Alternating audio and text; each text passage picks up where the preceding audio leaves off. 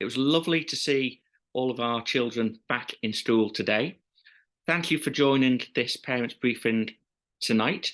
The trip to Shropshire is just 2 weeks away. So tonight is a chance to go through all of the details with a fine-tooth comb. Hopefully, we will address everything as we go through. I've got some slides to share, and then we'll briefly go through that information pack, which we sent home in hard copy form via the children today. You'll probably find, I hope, as we go through, that any questions that you may have will get answered along the way. But if not, there is a chat box facility, which I hope we can find on your Zoom call. And that's a great place just to pop any questions towards the end of the meeting if there's something that you think hasn't been addressed or answered. And if there's time, I'll do my best to answer those towards the end of the meeting. So pop any questions into that webinar box as we go on.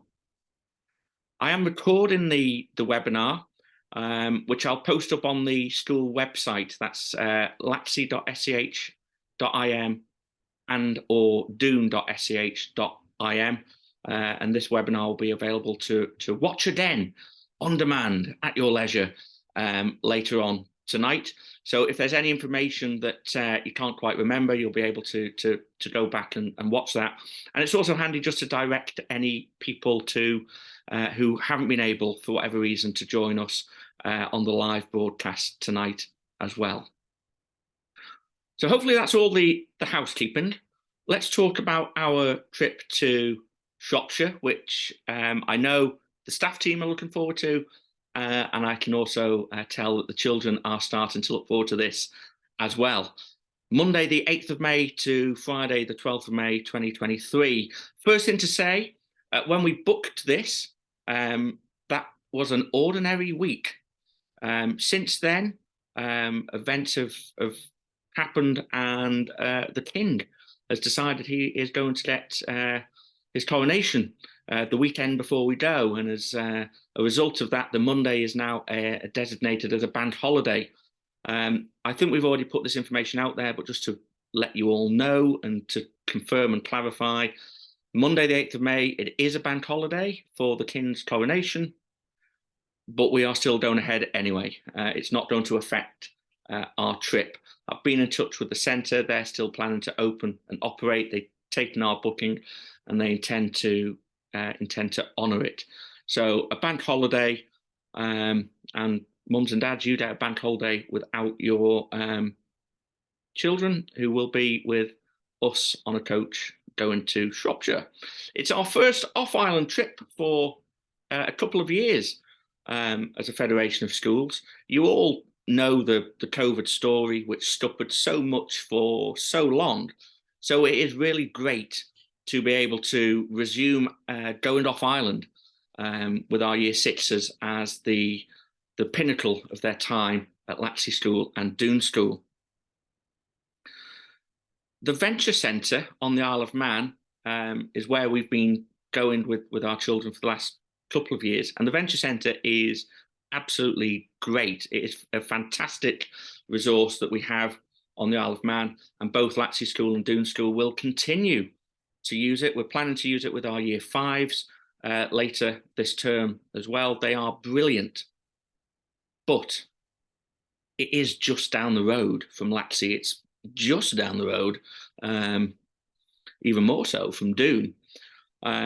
So the off-island experience, it just broadens the experience that we can offer and just widens it for the children. It gives going off the Isle of Man a real sense of adventure, and it starts as soon as we meet at the sea terminal and we're sat on the boat, the coach journey. It's a sense of team spirit, camaraderie that builds between the children, a special bond, I think. And so it's a real special experience, and that's why we choose to go off island wherever we can with our year six trip. We could do some of these activities, I guess, at the Venture Centre. We'll be doing things like kayaking and rifle shooting. But again, the UK experience is just wider than that. Little things that might not mean a great deal to you and I as adults, are big deals for our children who get to experience a sense of independence for the first time. Let me cite one example: the coach trip from getting off the boat in the UK to Shropshire will involve some stops at service stations. Service stations are not something that um, exist in the Isle of Man. They're a little bit more unfamiliar to our children, so that's a different experience. It enables us to present a level of independence to the children because they will be responsible for carrying a small amount of cash and making some decisions about how they spend that in terms of do they go to a Costa or the McDonald's or buy a sandwich from the WH Smith store as part of their lunchtime. So these are just little incidental moments that happen around the edge of the whole trip, which really broadens the experience for them. And we find that that's a useful bonus to going off island as well. We've used, I say we, Laxey School and Doon School have used Manor Adventure many times before. It's a setting and a location which is familiar to us. And there's great value in that and great reassurance in knowing where we're going and knowing what it can do. And I hope that reassurance flows through to you as parents too. I do get it. Your children are your most precious thing, 100%. So thank you, genuine thank you for trusting them to my team. It is an honour and we take it very seriously. So the venue, yes, it's somewhere we know, it's carefully selected. Everything about this trip is organised, planned, risk assessed. We're taking an experienced staff team. We're not rookies. Now, that doesn't mean that we don't anticipate that something might go wrong. It might. There might be blips along the way. But it does mean that we care. It does mean that we do approach this trip very, very seriously. And I hope you see that level of planning and organisation in this presentation and webinar this evening. So again, a genuine thank you for your trust in us. Let me start with the venue. I'm going to try and share my screen actually and see if I can remember how to do that. I think I do that.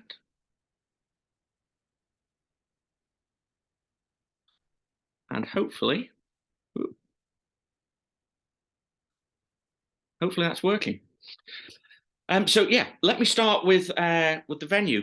Manor Adventure in Craven Arms in Shropshire. Now, when we first went to Craven Arms, I thought Craven Arms was the name of the pub that must surely be there. There is no pub. Craven Arms is the name of the village in Shropshire. It's a small village with not very much in it at all. There's a couple of shops and a big road. The main thing in Craven Arms is Culminton Manor, which is the name of the venue that we are going to be based at. Manor Adventure are a very experienced operator in this particular sector. Culminton Manor in Shropshire is one of 4 or 5 centres that they operate across England, Scotland, and France. They've been in operation since the early 90s. They handle lots of children, lots of families, lots of schools every year. Some of the statistics on that slide, I hope, are reassuring to you that they know what they're doing. They're not new at this. They've been doing it for a long time. They handle 75,000 plus students a year. Manor Adventure are the largest independent operator in this sector, and they are a quality operator. And I really mean that. I've been in the teaching game on residential trips to all sorts of places, from the Venture Centre on the Isle of Man to Kingswood in Wales to all sorts of different places all over the place. I have to say, the quality in terms of the food, the accommodation, the level of activities, the level of expertise in the instructors that we meet, it is second to none.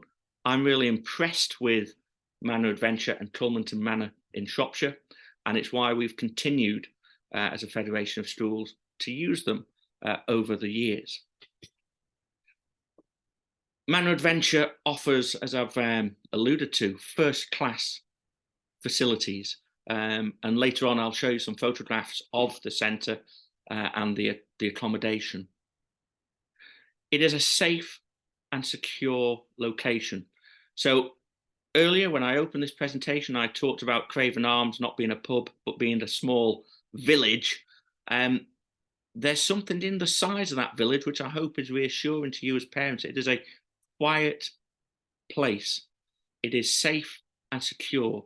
The whole centre has a security perimeter, and it has a barrier for vehicles coming in and out, automatically locking gates and doors, so people can't get in who we don't want to get into the site, and crucially, you can't get out without the access codes and passes and things, which obviously your children won't have. So once we are there, we are very safe and secure. The instructors have all got qualifications, all the pins and whistles and badges that you'd hope they have. And the programs that they put on for the schools are tailor-made. We're going to be able to fit 19 separate activities into our time there. Right, if there's any boys and girls sat next to mums and dads, this is always something that they're keen to know about. What's the food going to be like? Well, the good news is, boys and girls, the food is child-friendly, it is plentiful, and it is nutritious and delicious. Every single morning, we start the day with a full-cooked breakfast. There will be bacon, eggs, sausages. There's also cereal and fruit and toast. You get a tray, you get in the queue.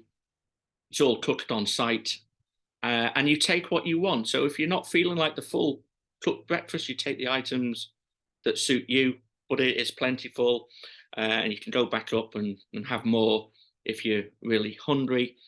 There's juice available and teas and milk. It's a great setup right from the get-go each day. The children are then given a substantial lunch. That usually is a cold lunch, like sandwiches and salad. It could be pasties and sausage rolls. And then there is an excellent cooked dinner. And there is always choice at dinner time for the evening meal.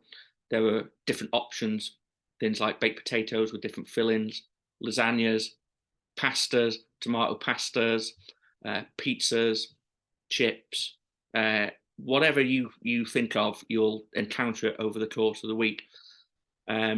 Loads of food, loads of choice.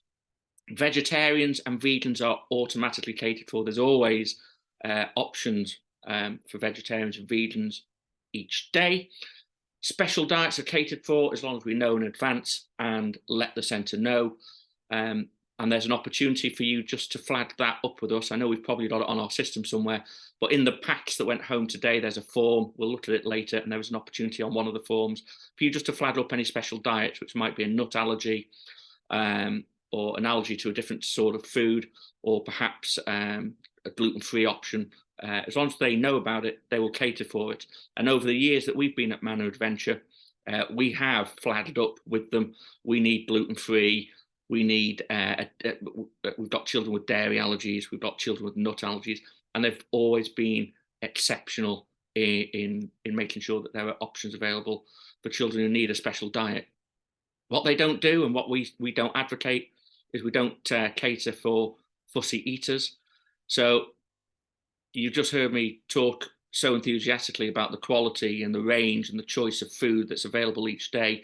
Boys and girls, if there's something there that you're going to turn your nose up at and don't want to eat, you'll go hungry. I'm afraid. If you want if you're a fussy eater, we haven't got time for that on this trip. This one is perhaps something that mums and dads and carers will be more interested in, the health and safety on site. We've talked about the security, and they take that very seriously at Manor Adventure with a secure perimeter to the site. Perhaps more importantly, or for more reassurance for mums and dads, the centre is inspected regularly by the UK Health and Safety Executive. It has approved centre status, and it has all the appropriate licenses for all of the different activities that it runs. And as trip leader, we get to see and have sight of all of that here at the school.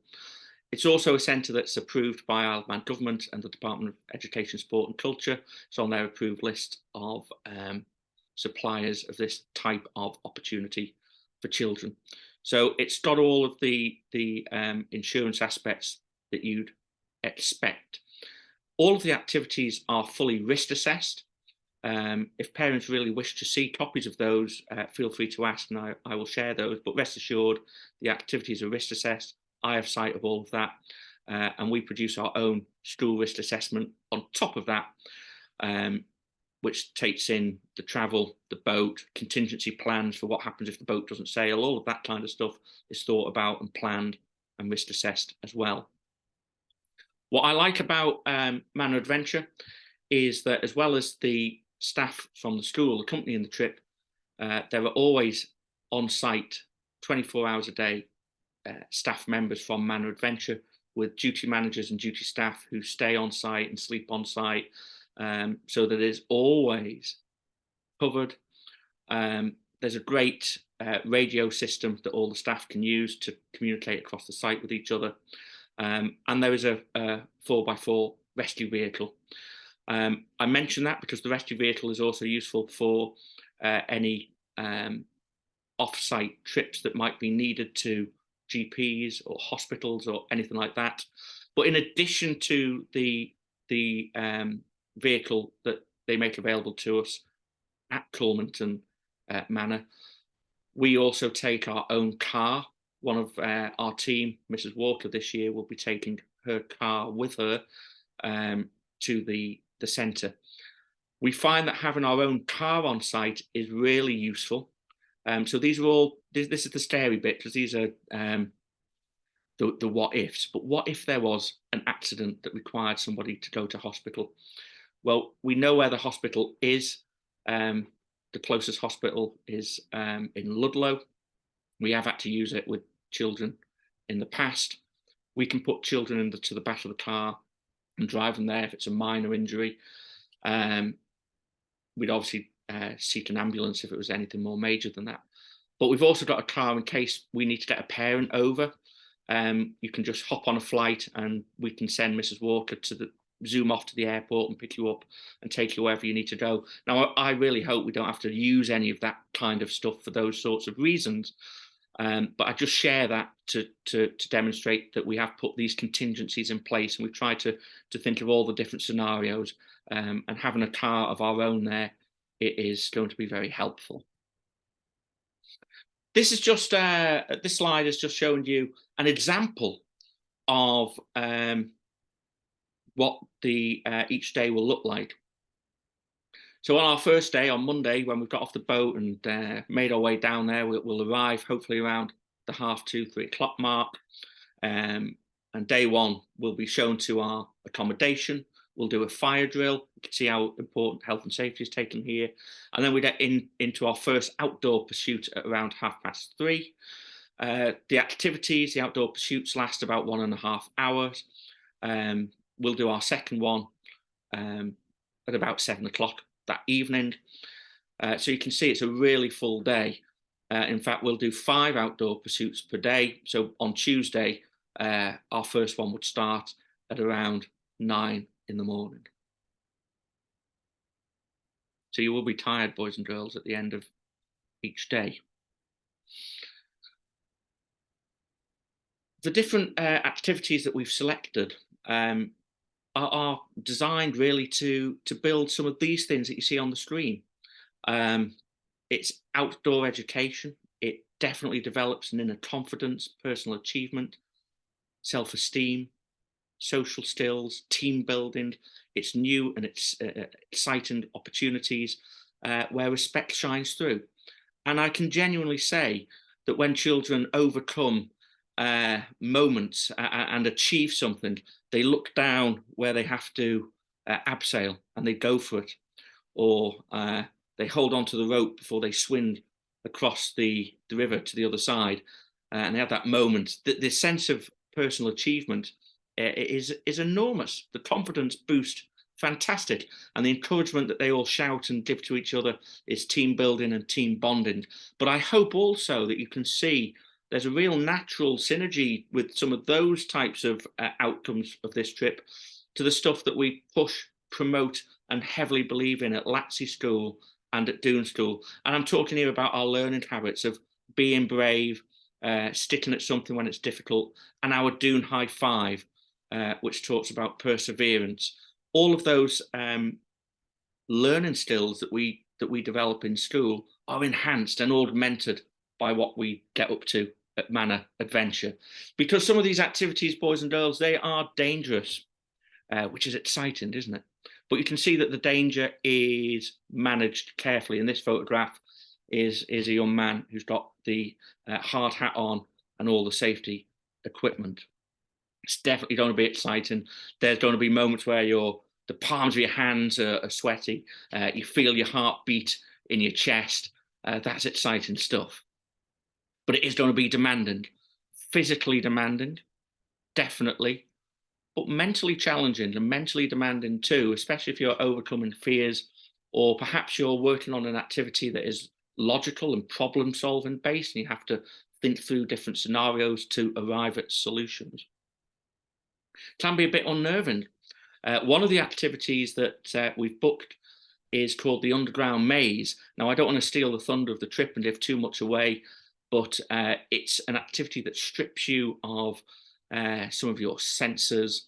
You'll find it difficult to see, but it's great fun, but it's a bit unnerving, and it's definitely pushing you out of your comfort zone.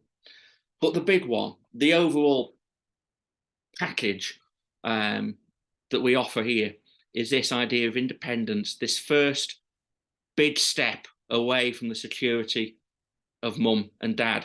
Yes, there will be teachers and staff from Latsey School and Doon School there that you're familiar with, boys and girls, but it will feel different without mum and dad there. You will have to take charge of yourself in a way that perhaps you haven't done before. When the alarm clock goes off in the morning, you've got to be responsible for getting yourself up on time. You've got to choose what clothes you're going to be wearing. Nobody's going to be leaving them out for you or coming in to check that you've changed your underwear or put on an appropriate outfit. That's their decisions that you're going to have to make. We'll tell you what time breakfast is each day. It changes a little bit each day, what time our sitting is. So you'll be told before you go to bed, breakfast is at 8:10 tomorrow, or breakfast is at 8:30 tomorrow. You've got to make sure you're there on time, otherwise you will miss your breakfast. You haven't got mum or dad or one of the grown-ups from your house running around chasing after you, checking. You have to develop those skills of responsibility yourself. And you can do it. Of course you can. And you'll get better at it as the week goes on. Let me talk to you a little bit about accommodation. As I've said, there is a duty instructor who stays on site. There are different accommodation blocks around the centre. Schools stay together. So you will eat, sleep and do outdoor pursuits as Latsey School and as Doon School. But we won't be the only schools there. Manor Adventure can cater to up to about 300 pupils on site at any one time. And lots of schools and school children from across the UK will be there as well. So it feels busy and alive, and the atmosphere. I can only imagine. I'm not an Olympian, as you can probably tell, looking at my physique, but I can imagine that the atmosphere you might find in an Olympic village is similar to the atmosphere that you will find at Manor Adventure. There will be times where you might see children from other schools, perhaps even mix with them in downtime, but the accommodation blocks and the activities that you do, and for 99.9% of the time outside of the activities, you just stay with your school. So it's nice and safe and secure. An example of some of the bedrooms, bunk beds, dormitory style. This is one of the accommodation blocks called the Lodge. This is the actual manor. We've stayed in both of them over the years. We've actually been allocated the luxury family accommodation on this particular trip, which is really good, up at the top end of Culmanton Manor. The children will be in dormitories, or dorms as they're called over there, with approximately 5 or 6 other children in them. There will be a couple that perhaps have more and a couple that perhaps have less, but that's the general gist of what the dorms look like. We get told what your accommodation allocation is, and you'll get to find that out when we arrive. Boys, you will be in dorms with boys. Girls, you'll be in dorms with girls. There are no mixed gender dorms. And all the boys' dorms will be in one section of the accommodation block, and the girls will be in another, so you're not mixing the genders. And the LATSI boys and girls will share with children from the LATSI school in your accommodation, and the Doon children will share your accommodation with other Doon children. So we won't be mixing LATSI and Doon in the sleeping arrangements. And again, I think that will be reassuring to the boys and girls as well as to mums and dads. So there we have it, Manor Adventure. It is a serious, structured, but safe and challenging experience. And if we do it right, which I hope we will, it will develop an inner confidence and self-esteem in all of our children. Okay, some of the details, some of the nitty-gritty now. The staffing team. This year we are taking a very experienced staffing team. The 2 class teachers, Mrs. Walker from LATSI and Mr. Cross from Doon, are both experienced in leading residential trips. We're augmenting our class teachers with Miss Liddens. Miss Liddens has, like Mr. Cross, been on this trip before, is familiar with the centre, familiar with the off-island experience. And then we're lucky because I'm going to take 2 additional staff members this year, Miss Cook and Miss Kelly. Miss Kelly is the Year 5 teacher at LATSI School, and this is her first year with us at LATSI as a teacher. She probably won't mind me saying this, she's young, enthusiastic, and before she joined our staff team, had experience of working in sessions such as the MSR staff, so is used to running off-site activities and working with lots of different children. And Miss Cook is one of our members of support staff at Doon School. Miss Cook came to us having been a member of staff at the Venture Centre. And in fact, it was last year when I first met Miss Cook at the Venture Centre, working there, leading the activities from the Venture Centre's point of view for the Doon and LATSI trip. So she has a wealth of experience in working in activity centres, outdoor pursuits, and is a great addition to this particular team. And in fact, I think Miss Cook still does bits and pieces for the Venture Centre too. So a really great mix there of experienced people that the children are familiar with in their class teachers, people who have been on this trip before many times and know what it's all about. And youngsters on the staff team who do this day in, day out themselves as well. So I think it's a great staff team. I'm really happy with the balance and the experience of the team. It will be augmented by a team of staff at the centre, and at the centre, the team there lead all of the activities. So they have the overall authority and final say on all of that, because they have the qualifications. And there are duty staff from the centre there 24/7 all the time, including overnights. Packing, and we will look at a kit list a little bit later on. But I want to impress upon you, boys and girls, don't leave the packing to your mums and dads or your grown-ups at home. Get involved in that process and see what is being packed, because at the end of the trip, on that last Thursday night, early Friday morning, you have to pack all of your stuff back up. So you need to have a sense of what you brought in the first place. You need to have a sense of what it looks like to fold up clothes and position them carefully in your suitcase or hold all. And you need to have a go at packing things carefully so that you know how it's going to be done. Remember, I was talking before, we're away from the security of mum and dad. No one else is going to do that packing for you. I can promise you. You will be doing it yourself. So know what's in the bag, know what it looks like and what that process is to pack. Have a practice so that you're an expert at it when it comes to packing up at the end of the trip. This will happen because it always happens. I can guarantee. I'm about to show you a photograph, genuine photograph that I took. This was taken actually at the Venture Centre last year,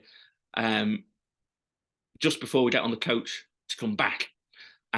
You go into the dorms to do a little last-minute inspection, and all the children come out, and you say to them, "Have you packed everything?" "Yes." Is the dorm empty?" "Yes, I've got everything."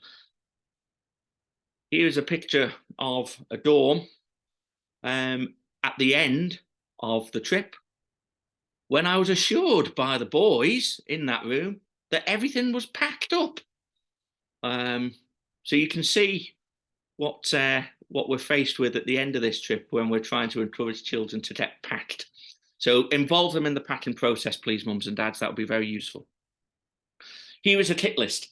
We don't share this early. I like to share this with just a couple of weeks to go, because I do want you to appreciate that you don't have to go out and buy specialist stuff for this trip. You really don't. You should just be able to find this kind of kit list from what you already have for your children at home. I don't want you to incur additional expense. The one item on there which you might not have, which you might want to think about, a waterproof jackets and trousers.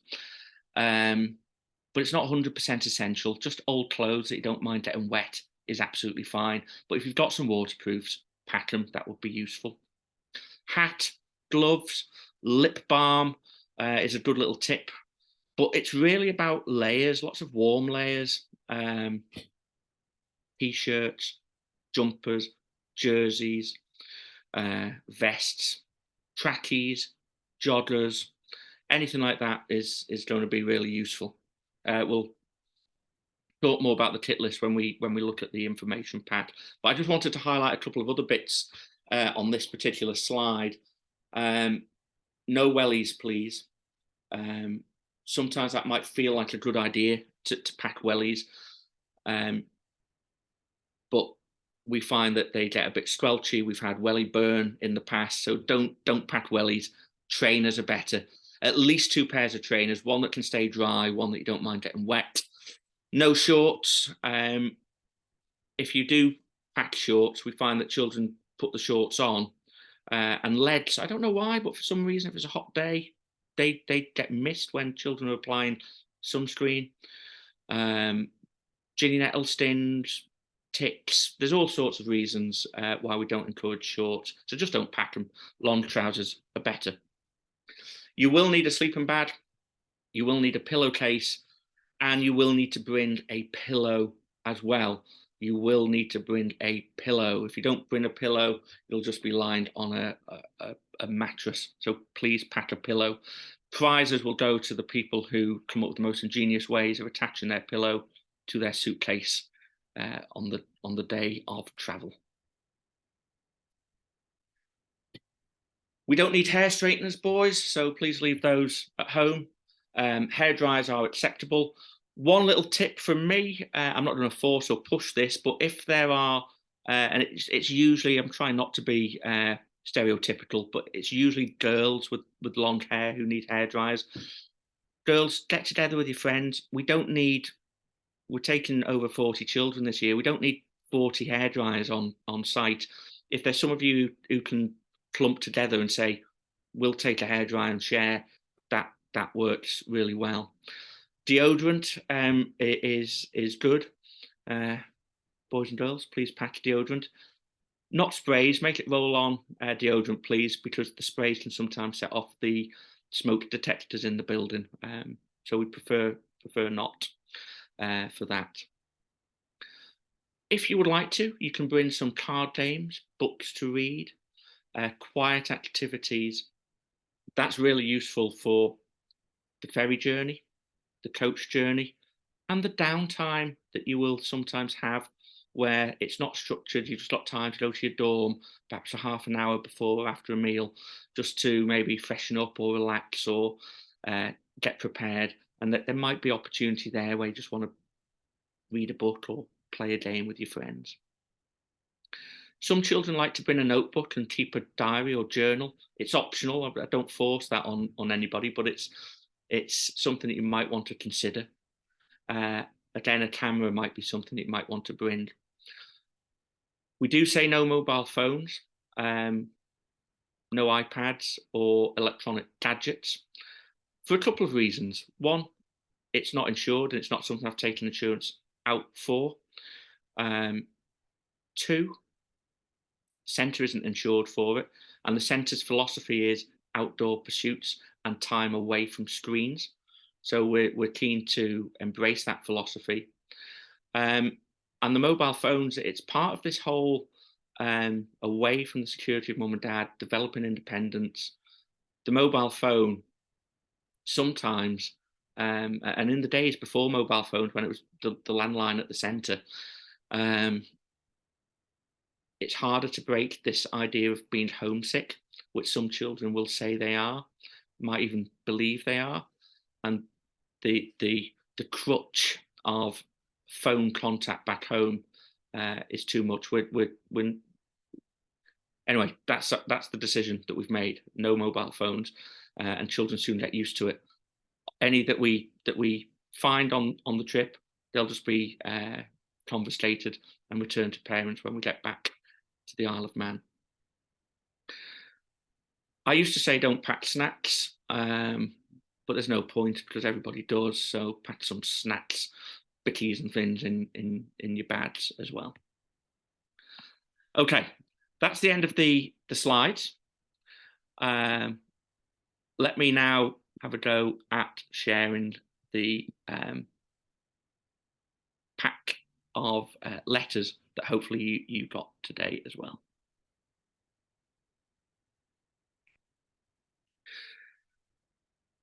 There's an information letter in there which goes through lots of different things. I won't read it all to you. You've got a copy of that and you can read that at your leisure. It reflects some of what I've said about the health and safety, about the meals, about valuables. One thing that I do want to just underline with you is this section here on money. There is a tuck shop on site. It's made up of mainly of vending machines. So over the course of the week, we find about £10 is useful. Tuck shop isn't opened every single night, but when it is open, children like to go down and buy perhaps a Snickers, a Mars bar, or some Haribo, something like that from the vending machine. So we allow a maximum of £10. Please pack that in small change, pound coins and 50p's, tends to work well. The staff, we don't have a facility for changing that money ourselves. So if you send your child with a £10 note, chances are they're not going to get very far in terms of spending it. So that's going to be quite useful, please. We like to receive the money and the medication, which I'll talk about shortly, on the Friday before we go, not before. And we don't accept it at the C terminal on the Monday morning when there's so much going on. You'll see for yourself on that Monday morning at 6:30 down at the C terminal. It's busy. There's lots of children. There's goodbyes. There's parents. There's all sorts going on. The last thing that staff have got the capacity for is to be receiving money or medicine with instructions. We like it all in on that Friday the 5th of May, so that gives us the weekend to then plan through everything as we go. In addition to that, they can bring £10, which they just carry on their person on the day, and that can be in a £10 note. That is for lunch on the day of travel on that Monday, on Monday the 8th of May. We will stop at a service station for lunch.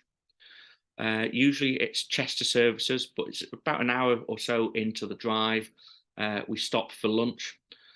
Chester services is a small one-site, no bridged crossover building. The teachers just sit at the doors, and there's a couple of options for the children. There's a McDonald's, I think it's a Costa. There's a Martsy's or WH Smith. There's somewhere where you can buy a sandwich. So we let the children buy their lunch on that first day, and that's their first taste of independence, really. They're also allowed to spend some of that money on the boat as well.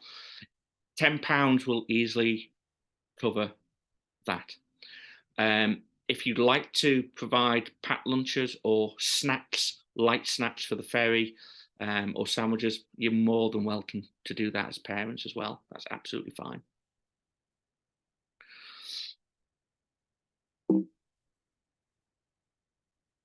Okay, here's two forms that I want to talk about. The form with the blue logo at the top, the medical form for the residential trip, that is something that we require back from everybody, and we can take that as soon as possible. Just get that form back. I'll highlight it now so you know what I'm talking about. This is the form that we need back from everybody, the form that I've just highlighted in blue.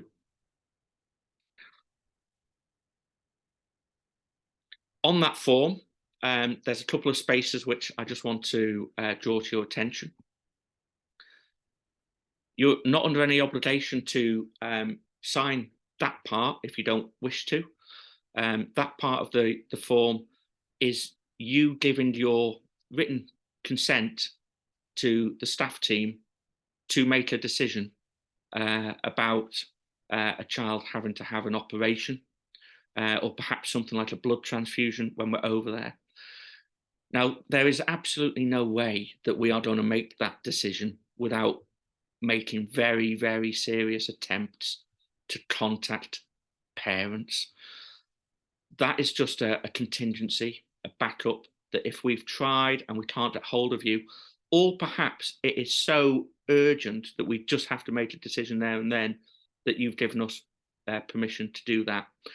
Mums, dads, that is a choice for you as to whether you want to give us that permission or not. As a guide, this is what I would say. Over the many years that we've done trips like this, the vast majority of parents do sign that box.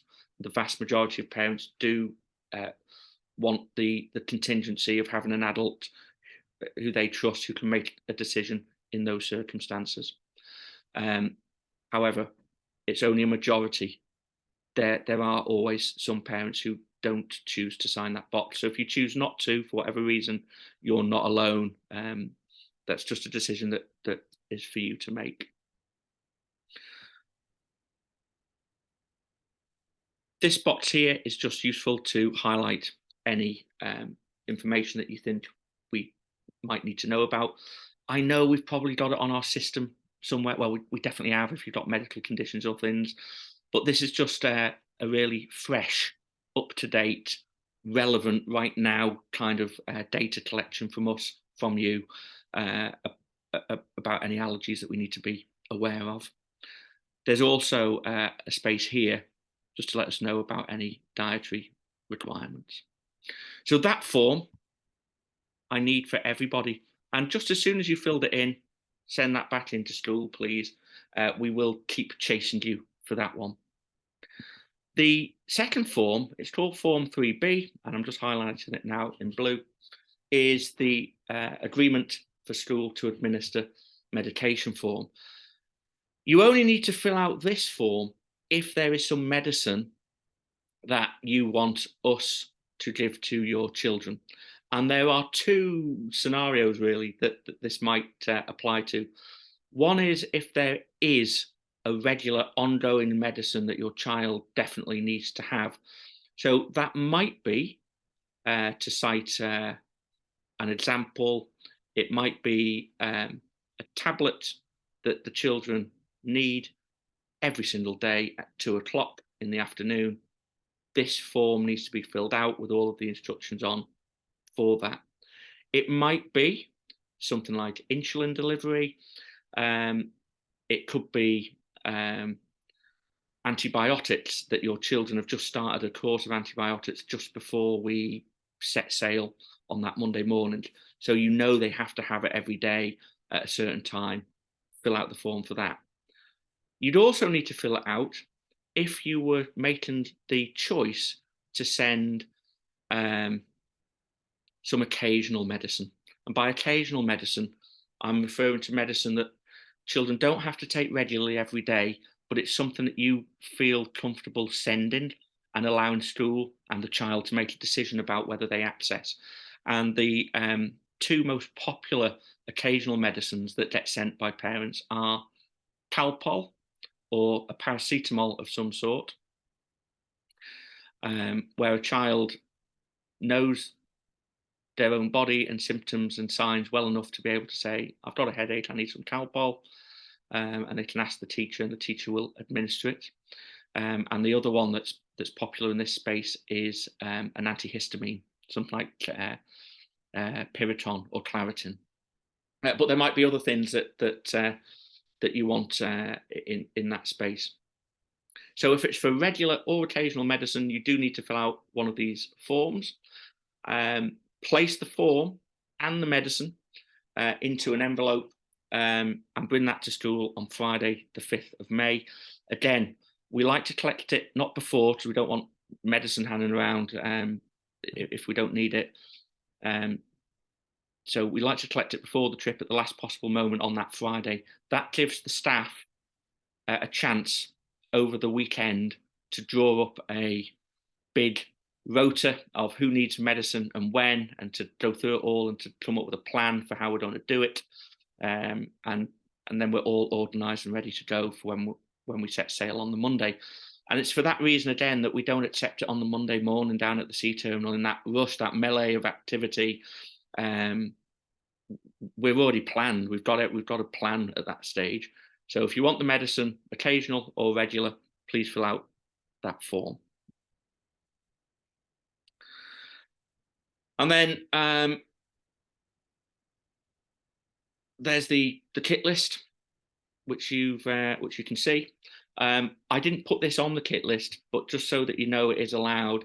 Some children do like to bring a comfort toy, a teddy or something like that. It's fine, you can. Boys and girls, if you do, you won't be the only one. That's absolutely fine to bring. And then the final page is just an organizer, which I hope you don't find it patronising. That wasn't the intention. It was just a guide over the next 2 weeks for mums, dads, and for children about what you need to do in preparation for this trip. So we've ticked off that you've come along to the webinar tonight and got all of the information, but you can see it just guides you through what you need to do. Top of that list is complete the medical form and return to school ASAP. That's the form that everyone needs to fill out. Then there's some information about the regular and occasional medicines, working your way through the kit list, packing your clothes. Have you sorted out the money? Have you sent it in on the right day? Have you made arrangements for dropping your child off at the C terminal on the Monday, and for picking them up on the Friday at 5:30. We meet at 6:30 at the C terminal. Just go into the main building and you'll see us. And again, at 5:30, when we get back off the boat on that Friday, you'll know where to congregate, where to gather. We'll walk down the corridor. The teachers won't let any children go until they've had sight of a parent to collect them. And then we will gladly, at the end of that week, put them back into your hands, and they're yours again. So that's all of the information that I wanted to share with you. Right. Thank you for listening to all of that. I hope it was useful, and I hope that I've answered all of your questions and queries. Feel free to find me or catch Mrs. Walker or Mr. Cross on school playgrounds if you've got other questions that you want to ask that you don't feel comfortable asking in front of everybody tonight. Let me just turn to the Q&A section, see if we have had any questions put in today. Do they need a packed lunch on the way there? That's not necessary. You can send the £10 and they can buy a lunch. But you can, if you want to send them with a packed lunch, you can. Usually just some light snacks for the boat are fine. A question about how money can be sent for the return trip home. There will be money.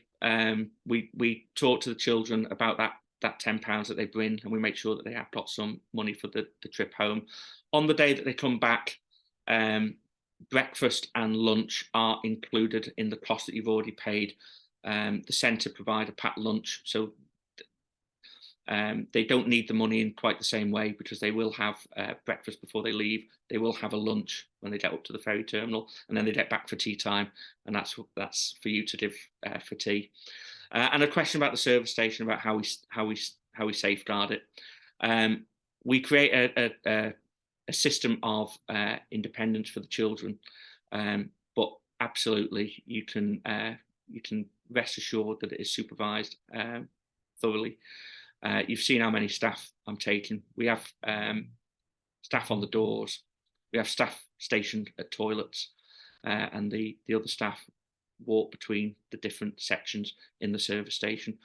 We choose Chester services because it is, if some of you might know it, it is actually a very small building. It's not one of the big service stations that you can roam around. The children won't leave without us knowing about it. So that's how we do it. And this is one of those moments, like at the start when I said, thank you for trusting us to look after your children. I do get it. I'm a dad, teacher, head teacher. I know how important this is. So there is no way that we don't have situations or scenarios where children are put at risk or at danger. We'll create a sense of independence for them, but there will be eyes in all of the places that you'd expect. It will be very carefully managed. Okay, I can't see any other questions, so I'm going to close it there. We've been on the call for about an hour, so I hope that's been a useful hour. As I said at the beginning, I will make sure there's a recording of this webinar available on the website later on tonight. Please feel free to direct people who you know couldn't make this meeting to that recording so that they can get the information as well. And the offer is there. We've got 2 weeks before we go. So if you've got any issues or questions, you can either seek me or the class teachers out in person, or drop me an email. Absolutely, and I'll do my absolute best to provide an answer to you. Really looking forward to this trip, and I know the boys and girls are, and I hope that this, as well as being interesting and reassuring to parents to have all the information and details, I hope it's also just started to build a little sense of anticipation and excitement amongst the children. It's going to be great. Really looking forward to it.